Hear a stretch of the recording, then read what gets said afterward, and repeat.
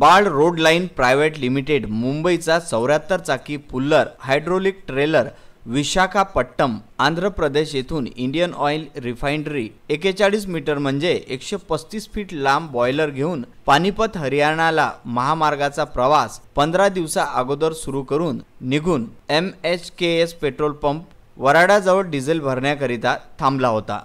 इतका विशाल आणि भव्य दिव्य हा 74 चाकी पुल्लर हायड्रोलिक ट्रेलर याला पाहून सर्वच अचंबित झाले व हा पुल्लर आकर्षणाचा केंद्र बनला।